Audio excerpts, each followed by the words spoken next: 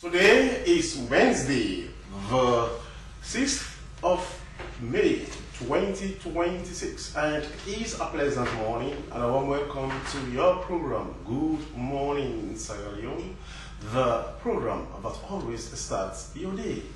I am Sheku Smile. And my name is Francis Bernard. A pleasant morning here at Broadcasting House. Hello and welcome to Good Morning Sierra Leone. As you heard from Sheku, this program always starts today with analysis and views on issues of national concern. My name is Francis Bernard. We start with our quote of the day, which is from English scientist, and he is called Thomas Huxley, and it says, "Try to learn something about everything and everything about something." Definitely, and that is exactly how we are supposed to be. Us as journalists, we should know something about everything. Not everything about everything, because the experts are there, but it is imperative that we know something about everything. All right. Well, coming up in the program this morning, Audit Service Leone flags 44 public entities for failing to submit their 2025 financial statement, violating the Public Financial Management Act 2026 and the Audit Service Act 2014. The Judiciary of Sierra Leone, in partnership with Pepperdine University in the United States, has commenced a 3-day training for judges and magistrates on foundational commercial mediation in Freetown. And since Sierra Leone's 2025 annual report provides a timely and practical illustration of communities taking greater ownership of their development and shaping decisions demanding accountability and working collectively to improve their lives. These stories, including your messages, comments, and views, which you can send to the number on your screen. The number is 0300737119, or you go to our Facebook page, slbc.sl. This is Good Morning Sierra Leone. Okay.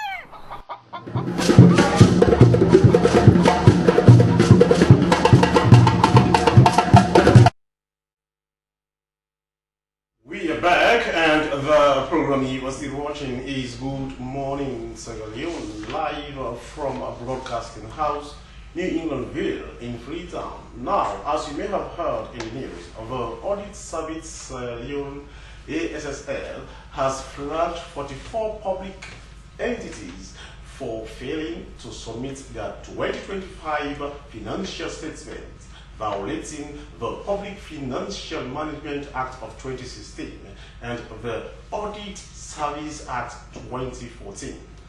These entities missed the opportunity,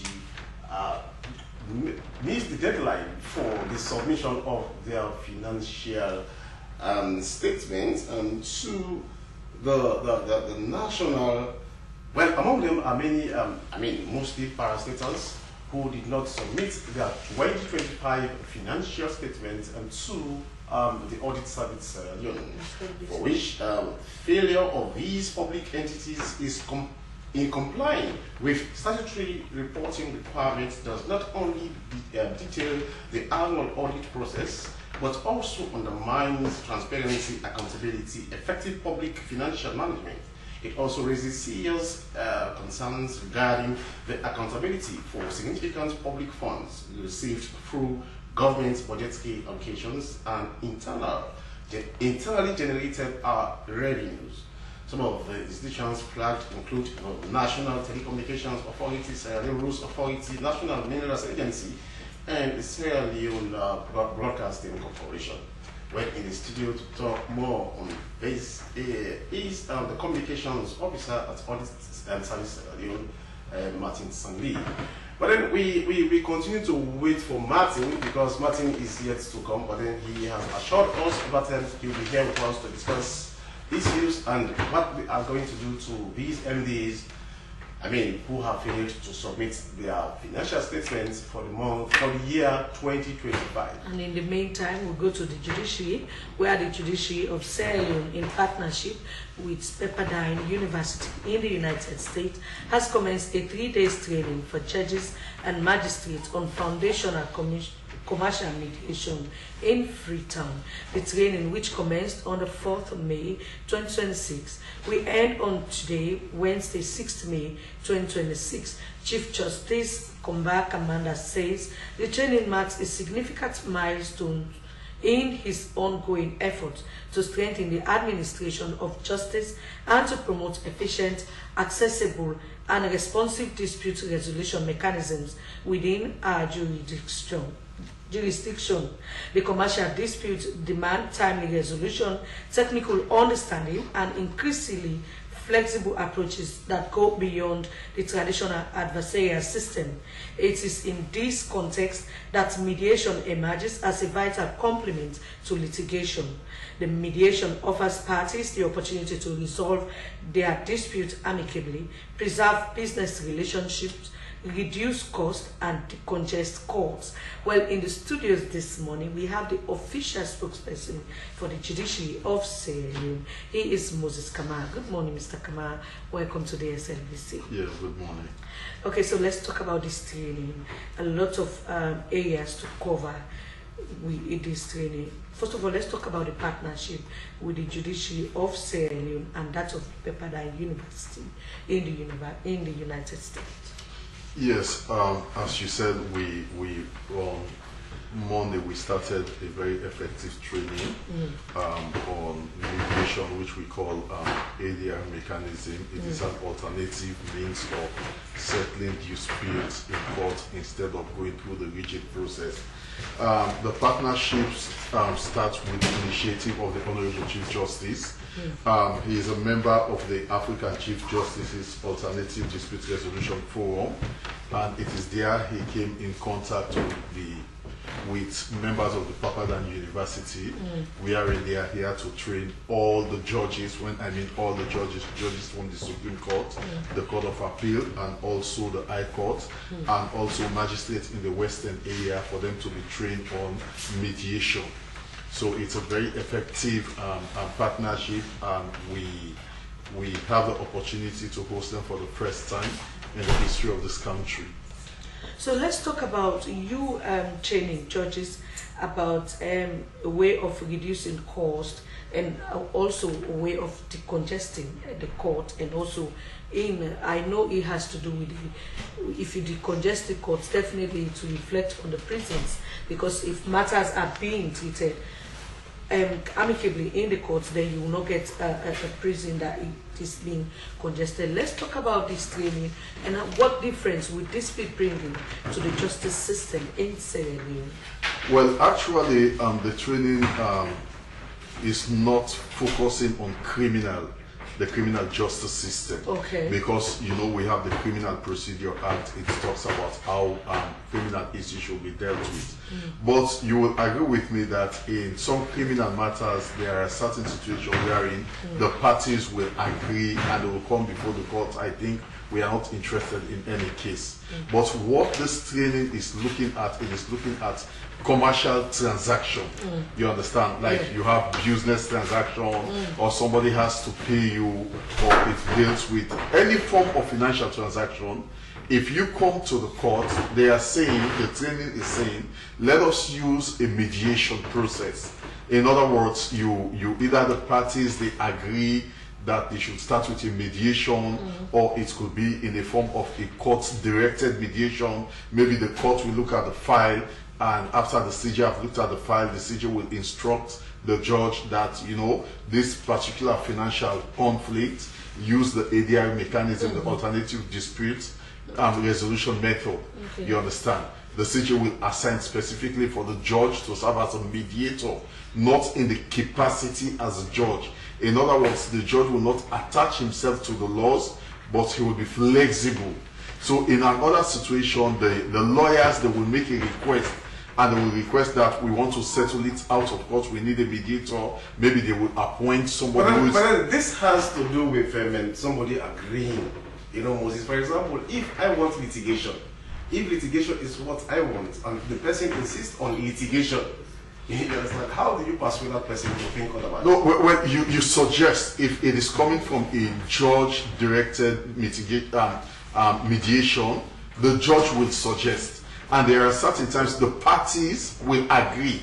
But if one party did not agree, what is your role is to persuade the other party to understand that I think the mediation will be necessary, the mediation will be helpful.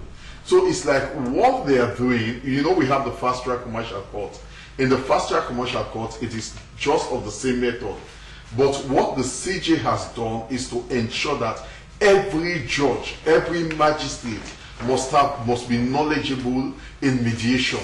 And his essence, besides the fact that he is committed to capacity building of judges and magistrates, and also support staff. What if you know, mediation appears to look like arbitration in a way? Like, for example, the magistrate or the judge is like coercing, you know, parties to accept mediation. Because if that happens, then you see arbitration creeping in. No, well, that is it. There is a clear difference between the mediation and the arbitration. And what the training is focusing on mediation. And mediation, you don't have like a compelling principles. No, it is the parties that come together and they agree. So for us, if the parties, they agree for mediation, it is like it will reduce the caseload of judges, you understand, and also for them to go through that rigid process of trial. But notwithstanding that, let me come. Notwithstanding that, if the judges, with the instruction that this matter is assigned for alternative dispute resolution, the judge will serve as a mediator. But within the process of mediating, if it doesn't work, the judge will send the file to the CJ, and the file will be assigned to another judge for full trial on that matter. You understand? But most times, the CJ has learned that mediation is very effective. It is cost recovery. You understand? And the willingness of the party, the parties are always cooperative. So what he is doing now is to ensure that after this training, that judges and magistrates will encourage litigants for mediation to take place instead of litigation. So, Mr. Kamara, as you rightly said, this is going to be a little bit rigid because this has to do with money. I want my money to be paid, and then the court is suggesting that I go for another way of settling the issue out of court, maybe, if that's the situation. how robust is the court to be able to get all parties involved and to get them understand that we are doing this because we want to reduce the time you spend in court. We want to make sure you actually recover your cost, because by going to court every now and then, it does not make any sense. But if we can do it this way, then it will help in getting your money or your funds back. Well, actually, either way, you will have your money. Now, let me just tell you one thing. The aspect of mediation, it will first start from what we've learned for these 2-3 days, is the fact that it will come from the lawyers. There are certain times when the lawyers will suggest that, can we have mediation? You understand? They will do this mediation, and maybe after the mediation, maybe they will do it out of court mediation, that they will take leave from the court that we want to do a mediation. Then after which, what they have agreed upon will be translated into an agreement, and they will come to the court for it to be enforced as a court order. But what if Moses, what if the other party, let's say for example, insist on litigation, to say no, I don't want any compromise. Well, what I want is my case to be heard in court, that kind of thing. How do you manage that kind of situation? Well, if you need to have the willingness. That is why you have things you need to take into consideration. You have all that they have trained the judges on and magistrates is their listening power, their power to understand the willingness of the parties. The willingness is very key. The parties must be willing for litigation, for mediation to take effect, for ADR mechanism to take effect. You understand? The court at times will suggest, but most times the lawyers, they will suggest as well that we think we should have this in a mediation form. You understand? So let us say they have mediated and they have gone into the mediation, and somebody is there that have agreed, somebody is there serving as a mediator. What they have agreed on will be reduced into writing. Okay. And after which, that one, if they want the court to enforce it, what they have agreed upon, they will come to the court, and same will be translated into a court order, which will enforce them to comply to it. Right. But in a given situation like that, wherein the parties, they set up their agreements, they talk about their payment strategies, most times they are always willing to cooperate. Okay, Mr. Kamal, quickly before we allow you to get some rest, let's talk about how will this training be beneficial not only to the judges, because you also have some of these matters going to the magistrate court. Are they also going to be trained in the return after the training of the judges? The magistrate, they are there. That is why you see the public notice that now the court is on recess for 3 days. Now we also have members of the Judicial Training Institute with the CG ensure that they are there, and there are manuals that have been developed. We thank God for his intervention, the CG. These institutes, they are responsible for the local training of judges and magistrates. Okay. Let me just complete. You'll discover that the provincial magistrate, they are not here. But what will happen after this training, the Judicial Training Institute will replicate same for magistrates in the provincial area. So everybody will be benefits. All right, okay. So what we'll do as well is to ensure we embark on public education. All right, okay, and that is exactly what you are doing, Moses. And he is the spokesperson for the Judiciary of the Republic of Sierra Leone. And the program you are watching is Good Morning Sierra Leone, live from Broadcasting House, New England Vale in Freetown. Now, earlier, we introduced Mr. Martin, and he is the communication specialist at Audit Service Sierra Leone. Well, it is in the news about some MDs failed. Some MDs failed, to submit or to present their financial statements and for the year ending 2025. And are there penalties for that? Yes, indeed, there are penalties.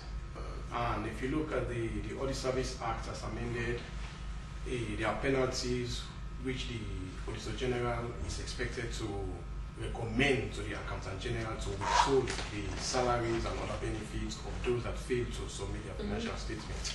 But again, looking at the Public Financial Management Act, it states that by the 31st of March, these entities should have submitted their financial statements to the Auditor General for him to carry out his mandate. However, they failed to do that, so the Auditor General gave them a grace period of 1 month. And after that, that is why, since they failed. Now, withholding, Mr. Martin, withholding of salaries and other allowances, does that apply to every, staff member in a particular institution, or those responsible or accountable officials? The vote controllers. Okay.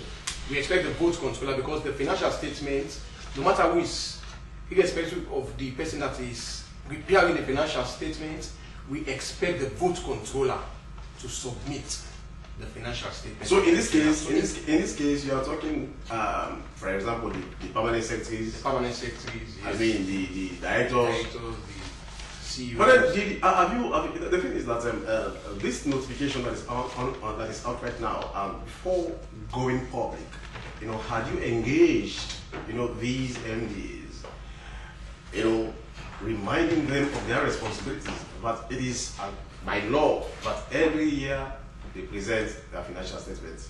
That's exactly what we... before coming public, have you engaged? That's exactly what we did during the 1 month grace period. We engaged them, we called them, informing them about the laws. And again, it's not only about the Public Financial Management Act, even the very law that established these institutions, it stated that they should submit their financial statement to the Auditor General for audit purpose. It's there. Okay, Mr. Martin, let's talk about the things that you to look for as auditors, you expect from institutions, because if you have asked them to submit their audit reports to your office, or you've been to their offices, according to you, you've even engaged some of these MDs and they failed to do what they are supposed to do. So what next step are you taking? Already you've named and shamed them in your press release, and now these institutions, you are talking about them. What will be the next step? The next step is for the Auditor General to write to the Accountant General to withhold their emoluments and other benefits. That's the process that we are presently on now. So let's look at why they fail to present their audit reports to the audit LEONE. What do you think is responsible? Is it that they don't have their records straight, they don't have their records together? Why do you think this is always happening? That is something that the audit service, I think that question should go to the institution that have failed. No, maybe you have done your research over the years, and you've noticed why most of these institutions do not want to come out with their audit report. Some will just give flimsy excuse, oh, it's because of the computer this, computer that, or just flimsy excuses. But then this, I think this is not new, Mr. Martin. It is not new, it has been happening. But then just take us back, what have you been doing? Because if it's such a huge number, that is massive. 44, yes. So it means it is not a new thing. It has been happening. So in the past, in fact, it's more than what? It's more than 44 because the local council is 14. Okay, 14 of the local council. So 14 plus 44. So it is 14 plus 44. So now tell us, what have you been doing to address this kind of situation? Because it's like it has been happening year in, year out. So what have you been doing? In fact, for anything that we do beyond the 31st of March is just because of the relationship that we have. And again, we need to know that when it comes to audit, is to add value to the work that these institutions are doing. But looking at the very law that established these institutions, it's stated clearly that by the 31st of March, they should submit their their financial statement to the Auditor General for audit purpose. So it's like, so after the 31st, we remind them not only about the PFM Act, but reminding them how the financial statements about they do provide. How do you verify? Because, for example, you go to a certain vote controller, he or she prepares, a very, colorful financial statement, and that financial statement is given to you. How do you further verify to ensure that whatever is in that statement is authentic? That's the essence of the auditing. Okay. When you give us the financial statement, we audit all the issues in the financial statement. The monies being generated, monies that donor organizations might have given to you, those that the government gave you. So these are the issues that we audit. So, but without the financial statement, there is no way we can carry out an audit. So when you give us the financial statement, we look the issues in the financial statement, whether they are correct, whether you do not flout certain laws. That's the essence of the audit. But how does that affect your work? Because as auditors, what you are seeking is accountability and transparency, ensuring that government monies are judiciously expended. But anyway, how does this affect your work? It affects the work of the audit service, because if you fail to give us the financial statement, there is no way we can audit you.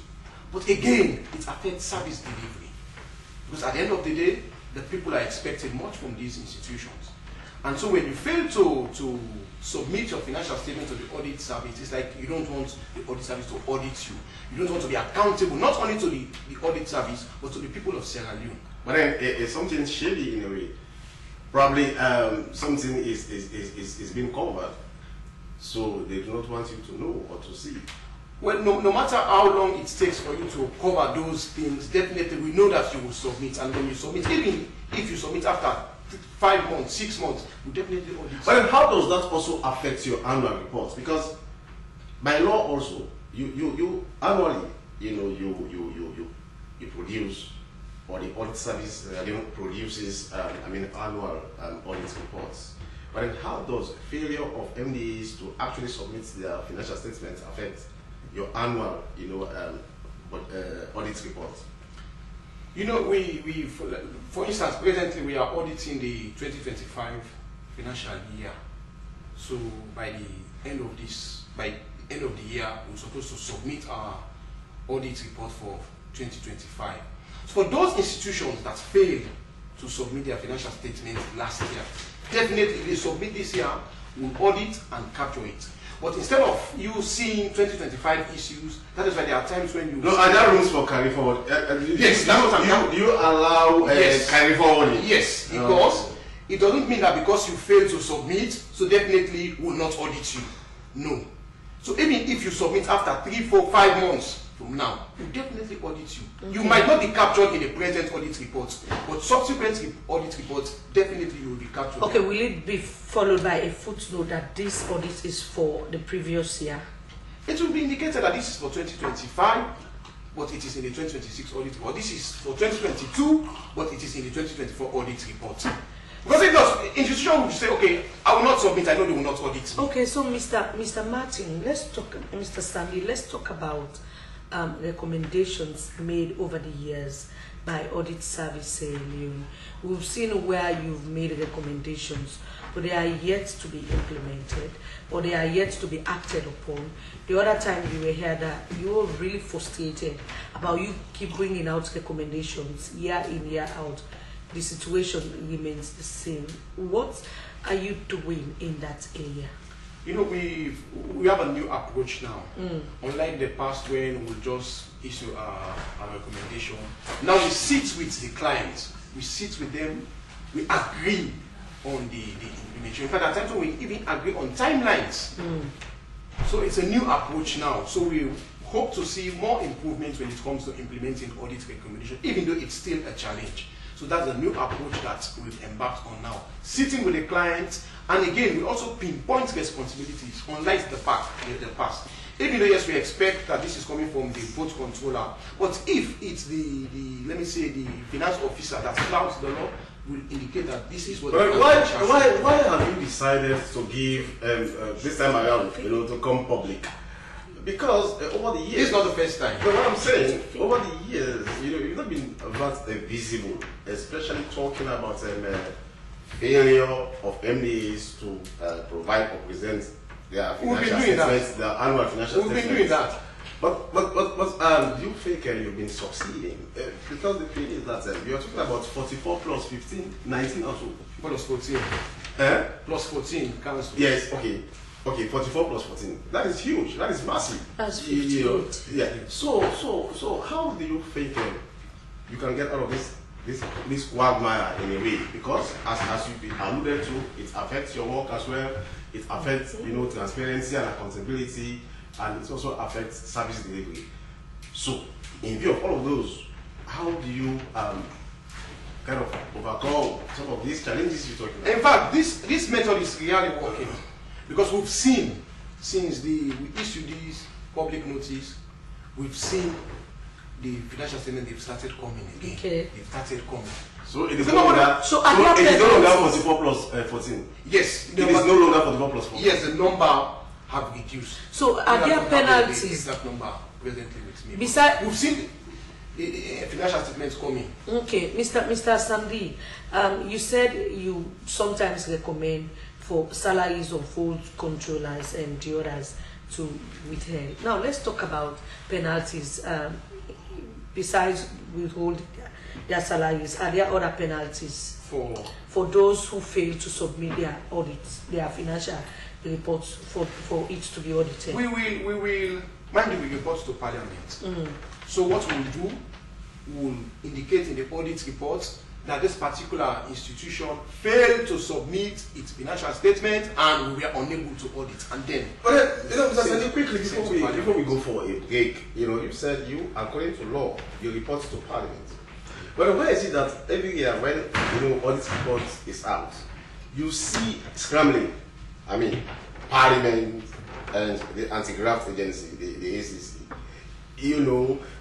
Somebody wanting to probe, and somebody is saying no, it is not your mandate. We have to look at it first, and it is by law that a report of that nature is presented to Parliament, and the ACC doing kind of a parallel kind of investigation when Parliament has not yet finished or concluded with the scrutiny. So how do you address this, especially this conflict that happens almost annually between the ACC and Parliament? I wish the ACC and Parliament would have been here. Maybe they would have been. But the authors of that. What I know is that Section 119, subsection 4, states that the Auditor General should audit for the immediately preceding financial year and report to Parliament. All right, thank you very much. He is Martin Sandy, and he is the Head of Communications at Audit Service, Sierra Leone. This is Good Morning, Sierra Leone, and we are broadcasting live from Broadcasting House, New Englandville in Freetown. It's now time to look after our health, and therefore let's take our health tips. In today's health tips, we take a look at 5 ways to prevent HIV. Human immunodeficiency viruses are 2 species of lentivirus that infect humans. Over time, they cause acquired immunodeficiency syndrome, AIDS, a condition in which progressive failure of the immune system allows life-threatening opportunistic infections and cancers to thrive. Let's take a look at this video and learn from it.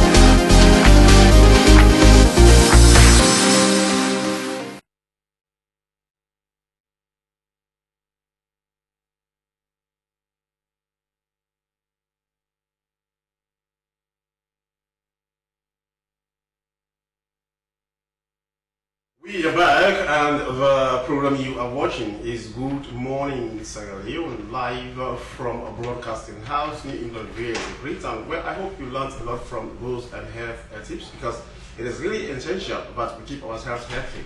Things that we must do and things that we mustn't do to ensure that we are healthy and we are contributing positively to society.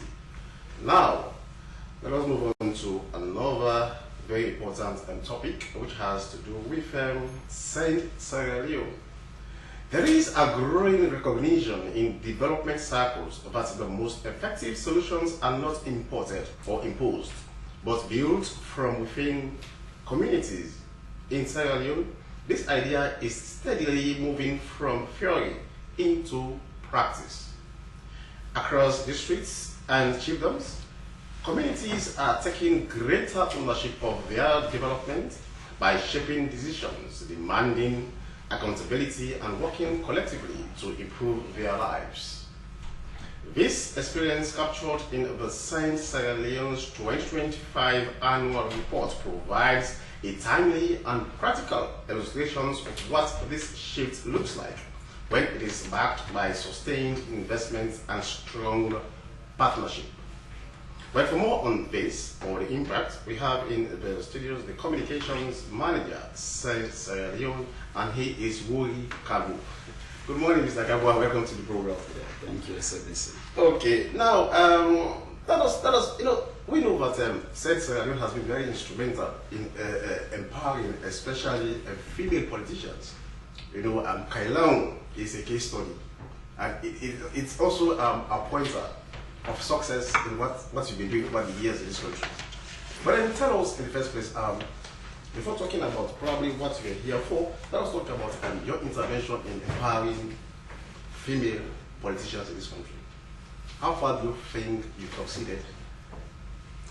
Yes, so whilst we are complementing government's effort to ensuring that development is reached across various communities, for us as an organization, we deem it necessary that women should be part of the fold. So in that regard, when SEN started its operations in 2008 in Kailaon district, women empowerment was the specific focus.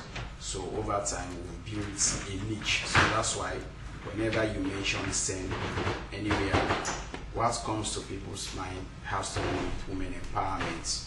So in that, especially women politicians. Sure.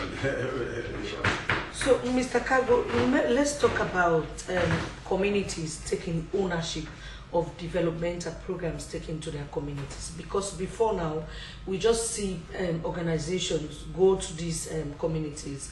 They don't ask the people what their need.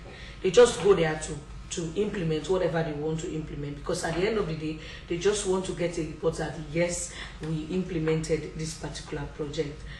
The people are not really part of it, they are not involved in it. At the end of the day, we've seen where marketplaces have been built in different places, in different communities.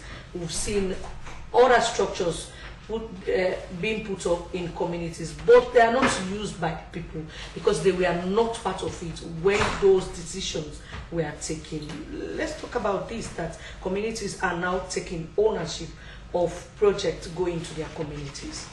So in as much as SEN is a non-governmental organization, a local one, but we see ourselves as also a community-based living organization, wherein we work with community members. So for us, what we do is we normally engage local authorities whenever we want to initiate certain projects, because we believe that you can, one way of creating ownership is by involving those community people or traditional authorities.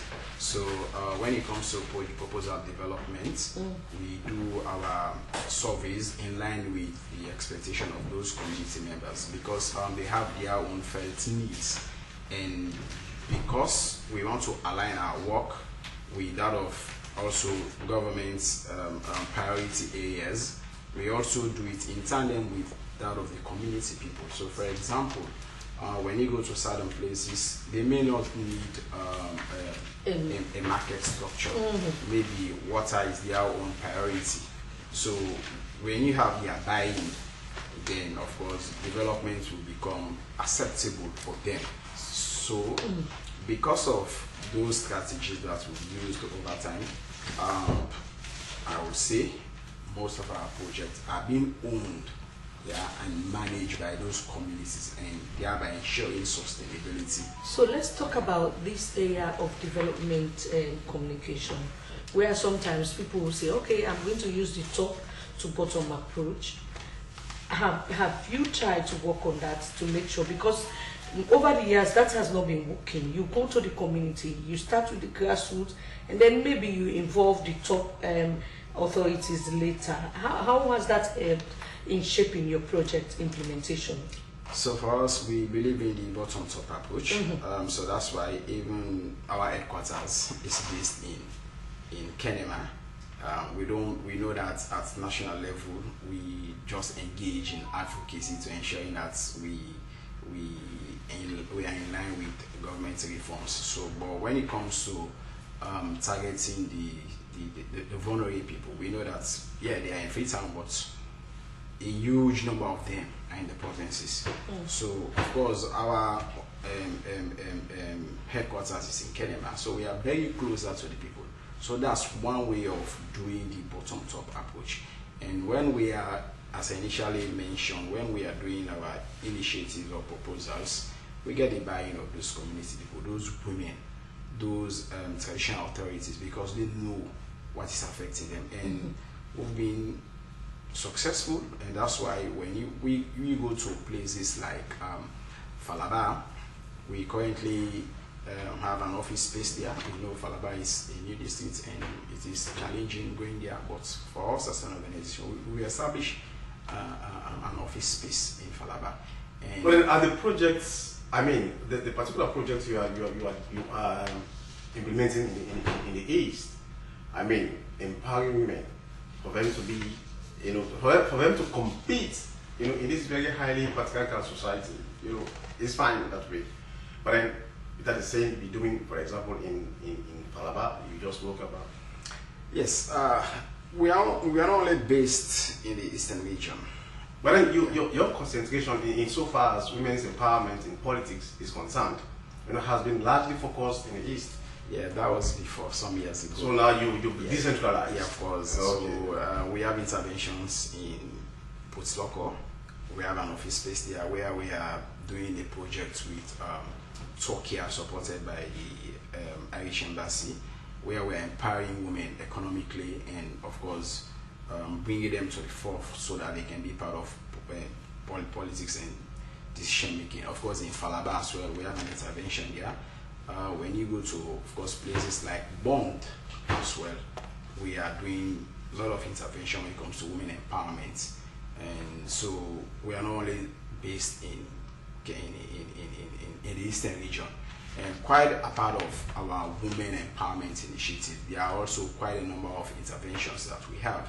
For example, we are doing work around education in partnership with the NBSSC through a project called Picking Tab, where we are supporting those young kids at the primary level for them to navigate tablet-based so that they can improve their numeracy and literacy skills.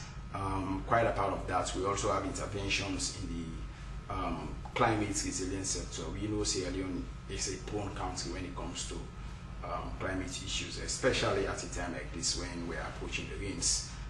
So in that regard, we are empowering people to ensure that they have awareness, they take adaptive and mitigative measures. No, based on this report that you know, you're here to talk about, it seems as though you guys are succeeding, because now you've realized that development aspirations, or what we should do for us to develop, you know, these are things that do not come from outside or imported or imposed. It's like you have to sit down. Like, for example, my colleague was talking about needs assessment. Needs assessment before project implementation. That has been, you know, a challenge, because you go to the provinces, you see certain areas, some of the projects are just white elephants. They are not used, they are not utilized by the public. But then, based on what this report is speaking to, you guys are succeeding because you are involving communities, you are involving local authorities. Tell us, what's the strategy? So the strategy is, the local councils are playing a very critical role in all of this. So for example, when you go to places like LEONE districts, we normally involve those local authorities, be the DPOs, the chief administrators. These are all, they play integral parts. So for example, we did a project in LEONE where we constructed solar kiosks for communities. And those recommendations were made by the local authorities and that of the traditional authorities, including women. Because we know that LEONE is still among the most deprived districts, and the main grid is just quite recently we are now having the main grid in LEONE town. But when you go to those communities, they have nothing like electricity, and people are in need of these things. So we've established solar kiosks in 8 chiefdoms. What these solar kiosks are doing is they are providing electricity for women. So for example, they are now using those places to charge, to power their phones. They are using it to do their various businesses, for example, selling water and drinks, and they are also using it to reserve their perishable goods. So this has... So they are really in need of what you are providing. Sure. Well, the thing is that what is the relationship between you and the Ministry of Development and Economic Planning insofar as the implementation of the Development Cooperation Framework is concerned? Because when that particular thing came up, some NGOs and civil society organizations were not too happy. Yes. They thought that this is an attempt to kind of stifle our work, to interfere into our work. But then at the end of the day, that particular framework stood, and as we speak, it stands. So let us know the kind of relationship that exists between you, SEND, and part of the Ministry of Development, especially the NGO desk. Okay. So for us, because one thing that we wanted to prevent is what we've just been talking about. Yeah. Duplication of projects, overlapping, as the case may be. So we have service level agreements with the ministry, MOPED. Not just MOPED, we are also doing service level agreement. We have service level agreement with all other line ministries that we are working with. Okay. And our relationship so far is quite a very good one. So last year, in fact, when the ministry organized the award ceremony, NGO week, the award ceremonies for NGOs in partnership with Slango, we won 3 awards as the best local NGO. And this year again, we won another award. So for us as an organization, we are grateful that the ministry is appreciative of what we are doing, and we are doing it in line with the government's medium-term development plan. Because for us, it is very key. We know that development cannot be done in silo. It has to be complemented or complemented. All right, thank you very much. Continue to stay with us in the program. He is Wuri Kago, and he is the communications manager since LEONE. This is Good Morning Sierra Leone. If you have a question for Mr. Kago, just send them to the number on your screen, or go to our Facebook page, slbc.sn, where we still have Mr. Martin Sandy from Audit Service LEONE. They have named more than 40 institutions. More than 50 institutions. Yes, for those who have not been able to adhere to the audit service call for their financial reports to be audited. Mr. Sandy, let's talk about going forward. What will you do as an institution to I don't know if I should say to compare, to force institutions for them to be able to send their financial reports for it to be audited? I think we'll continue to engage them and for them to know that they are not only flouting the Public Financial Management Act, they are also flouting the Audit Service Act, as well as the very act that created them. So I'm encouraging them to see how best they can try hard to present their financial statements to the before the 31st. Well, have they told you, Mr. Sandy, reasons for the delays? I mean, for the non-submission of their financial reports. I mean, annual financial reports. Have they told you anything? No, they will just submit. But the most frustrating aspect is that some of them, when they are submitting the financial statement, because immediately after the public notice, we started receiving financial statement. But some would backdate it to match as if they submitted on time. But the audit service Sierra Leone, we deal with record. Everything we are doing is so what will happen to those who backdate their report? Definitely we know they failed to submit in time. So definitely we'll indicate in our report that these institutions failed to submit before the 31st of March. All right, okay, Mr. Sandy, thank you so much. And he is the communications expert at Audit Service But then 44 plus 14, but then according to him, some have started, submitting. But then quickly, Francis, let us go through the papers. Let us go through the papers quickly. And let's start with the Africa 24. Africa 24 says, for sustainable forest management, PCS are key. When APC vows to police 2028 elections, Joe Abbas Bangura appointed Saratel ND. These are some of the stories you can see in the Africa 24 newspaper. All right, from the Africa 24, we go to the satellite newspaper. Satellite newspaper to bring essential services closer to the people. NACIT DG8 to give you National Telecom giant President Bill unveils after Sierra deal. These stories plus more you find in the satellite newspaper. But from there, we'll move on to the Independent Observer, and the Independent Observer says ACC and AIC signed MOU to strengthen information sharing and transparency. Our main goal is to be self-sufficient. VP Dr. Mohamed Jude Jalo. These are some of the stories you can see in the Independent Observer. From the Independent Observer, we go to the A to Z newspaper. The A to Z newspaper, VP Jude Jalo calls for action-driven workforce transformation. President Bio launches Seratel AfriCell partnership, and opposition leader commends Speaker Thomas. Chief Justice partners with Pepperdine University. These stories plus more, and for those of you interested in how Arsenal qualified for the Champions League final, you go out there and grab this newspaper. Definitely. Now to the Calabash newspaper. The Calabash says President Bio officially launches partnership with AfriCell to relaunch Sayatel as MVNO. President Bio holds productive talks with all People's Congress leaders, reaffirms commitments to national unity. These are some of the stories in the Calabash newspaper, which happens to be my final paper. And for our final paper for today is the Parameter newspaper.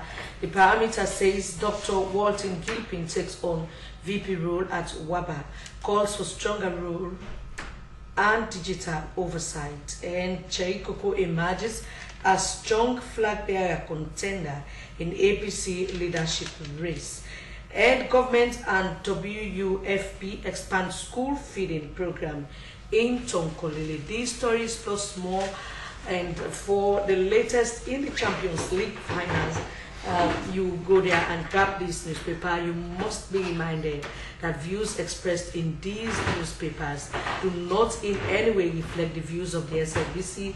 We are merely saying what the papers are saying. This is LEONE Sierra Leone. We still have Mr. Kamara from the judiciary of Sierra Leone. Now, the training is still ongoing and it's going to end today. What do you expect from the public? Because you said you are going to engage in public education to let the public know about what the new transformation you want to bring into the judiciary. What do you expect from the public? Because with all this training, if the public is not cooperating, you will not actually get much out of what you've learned. Well, I think when you talk with the CG, in fact, the principal motive for him to approach the Papadan University is based on the demand of the people. Mind you, his commitment has been on capacity building and judicial reform. You know how he dealt with the bail policy, and that is working out today, and we've decongested the prisons. We want to see how best we'll deal with same when it comes to. But then the congestion in the prisons, I mean the correctional centers, Mr. Kamara. Now, that prison, for example, the Pademba prison was built in 1914. You know, for a lesser number of inmates. 1914 to now. You know, so now it is over-congested because it was not built for, you know, this kind of population. Our population has exploded. So then, are you in any way a part of the criminal justice system? You know, discussing ways to relocate that prison? So we have our limits. You understand? But you're part of the criminal justice system. No, yes, but we have our limits. Let Let me just tell you one thing. For instance, when the CJ takes over, there was this huge amount of inmates in the prison. There were over 2,000. With the introduction of his bail policy and direction that he gave, there has been marked improvement in terms of overcrowding, addressing the issue of overcrowding. So he is now turning his evil eyes on the issue of commercial cases, and he wants to see how best mediation can be effectively used as an alternative to litigation. And that is why he personally approached the university and to see how best they can send 2 professors to train all our judges and magistrates all over the country. And I'm pretty sure, because I myself witnessed the training, and it's based on the demand of the people. So it is for us to educate the people that it is either it will come on the wish of the parties, the lawyers, they will suggest that, or it will be a Judge David suggestion, or it could be other means. But whatever it is, once the people agree, the parties agree that we should go on mediation, the willingness is there. So how about you, what's the involvement of the jail? Is it the JLC in this? Because, you know, the lawyers, they also need to know what's the new thing. They also need to know, so they work with their clients for them to be able to bring such, if that's what the judge is recommending, then you get the lawyers to work in that line. Well, the CG has conducted, ensure that we have these people, they have trained their judges. And one of the things that came up is the aspect of the communication. You understand? If you are talking about mitigation, except on litigation, which you use the law, but mitigation, one of the key things or 2 of the key principles that came out of the training is your listening power and your power to persuade people. You understand? What we have to do, you need an additional time to discuss it, because the issues are many. Very quickly, Mr. Sandy from Audit Service, moving forward, what would you recommend, especially to MDAs who are non-compliant? Quickly, in very few seconds. Yeah, I'm appealing for them to submit their financial statements before the 31st of March, so that their names will not be in the newspapers anymore. So the names will not be in the newspapers anymore. So are these names in the newspaper already? Yes, it's in the newspaper. It's in the newspaper. But when we did the public notice, we published it in the newspapers. All right. So, Sheko, this is interesting to get institutions. It's naming and shaming. Yes. So, but we still have Mr. Cabo from St. Leone. So, what next? You've been implementing projects all around the country, or maybe in districts where your operations are. So, let's talk about the next step of St. Leone. So you know that we are fastly approaching 2028 elections, and government has enacted the GUI law, which mandates the government to ensure that 30% of women representation is in governance. So in that regard, we need to capacitate more women. We need to empower more women across communities to ensure that they come up for those elections. So going forward, that will be so much. All right. Thank you so much. Thank you. It's Mburi Kabo, the communications expert at St. Leone. Earlier you had Martin Sandy from Police Service Sierra Leone and Moses from the judiciary. And that is how we say goodbye. It has been Good Morning Sierra Leone, which came to you live from the Sierra Leone Broadcasting Corporation Television and through our social media handles. Many thanks to the entire production team, especially producer Daphne Zana Kamara. I am Sheikh Usman. My name is Francis Bernard. Many thanks to you at home for being part of this program. Do have a lovely and wonderful day. Good morning, Sierra Leone. It comes tomorrow. Good morning. As a mother of the house, whenever I want to prepare palm soup, there's no need pounding palm fruit. All I need is Nkulenu's Ghana's original palm soup base. My soup is done, and its preparation, it is not difficult at all. Nkulenu palm soup base, it's easily done with no difficulties. Just take few ladles and your soup is done. And its flavor, it's amazing. This is Nkulenu's Ghana's original palm soup base. And this is Nkulenu's Ghana's original spiced palm soup base. Iron fruit and turkey berries are naturally added. Also available Brown Gold Natural Cocoa Powder, Sunny Gold Brown Sugar, Neat Fufu Flour, Shito, Pisa and Moringa. All available at Nyami Ado Enterprise, 1 Lower Waterloo Street, Freetown. Nkulenu palm soup base. Ghanaian original taste.